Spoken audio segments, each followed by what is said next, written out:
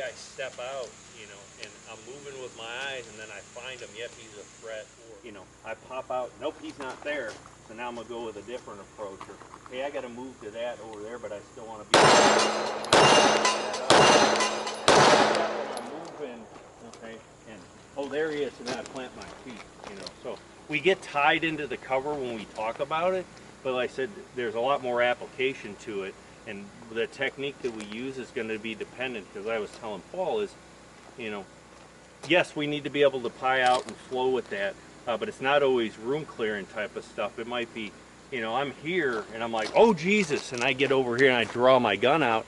Well, I know he's not going to stay there very long, so, you know, I might get myself set up and I might lean out, or I might do that step out and, okay, there he is.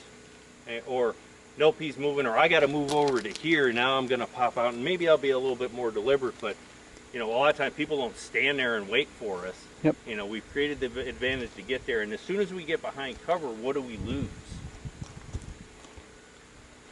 We lose visualization of the threat, right? Yep.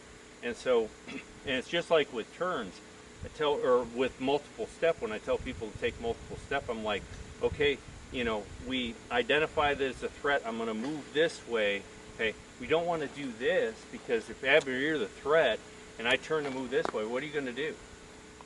I'm going to shoot you on the side. Yep, or you're going to move, right? You're not just going to stand Oh, yeah, there.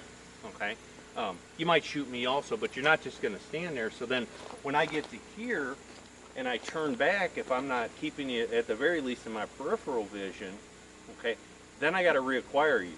And what happened where we're at on that initiative circle? Behind. We're up here, and now we start going here. I suffered during a Sims training thing at TDI because I verbally got control of the first guy when I got in the door. Yep. And got sucked in by his buddy, and my brain completely forgot about the kid that I had on the ground, and I kept getting hits like this. Yep.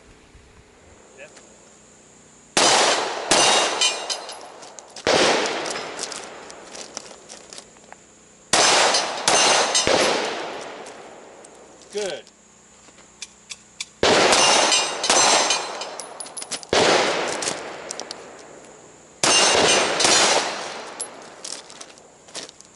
Yep, all you got is the barrels.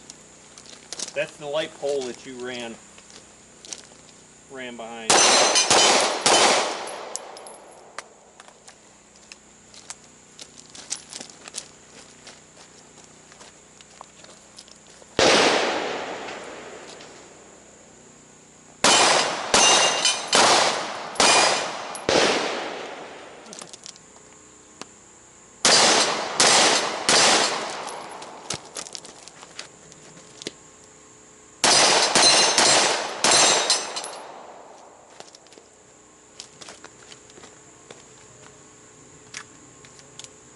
All right, gentlemen, that concludes Covert Protective Pistol Applied Tactics.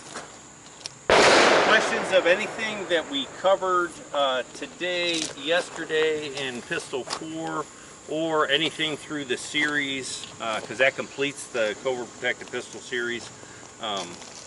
Anything at all? Awesome class. Thank you. Anybody who thinks that you need a bunch of students to have a great class, small classes, 2 people. Quality it is over quantity. Oh yeah. You get the instructor to yourself. This has been a great class. Good, thank you. Thank you. Anybody who thinks that you need a bunch of students to have a great class, small classes. Quality over quantity. Oh yeah. You get the instructor to yourself. This has been a great class. Good. Thank you. Does it all make sense? Yeah. How it goes together, and how, you know, is linkage, especially at the beginning, but then how we add the context as we go later on. And I think that's a really important thing, is we can come out, we can run these drills, and they're fun, and we do get benefit from them. You know, we're still applying the fundamentals of marksmanship, and that, you know, running stages at, you know, in a match or something like that, but understanding the context and how it's applicable to you, I think, is really important. Because a lot of times we do things and we don't know why we're doing them, but we're doing them because somebody told us, or, you know, we think we look good doing them. It's like, hey, you're doing it for this reason. We're doing a skill set in isolation or a micro drill, but this is how it fits in. And as we progress along in the series, it's like, okay, you know, we're going to shoot this moving target, and how do we apply it? Well, you know, it's a dynamic environment. We're in a gunfight. You're probably going to be moving.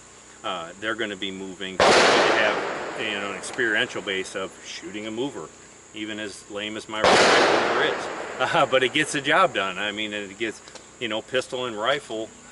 You know, it gives them a chance of shooting a moving target. How many places do most people get a chance to go and do that? There isn't many. No. You know, it's military, law enforcement, or if you're, you know, lucky enough to get into an open enrollment class at someplace like, you know, T1G. Yeah, or, and it's barely law enforcement. yeah, yeah. You know, so to give them exposure to these things and understand the drills in context, I think is important.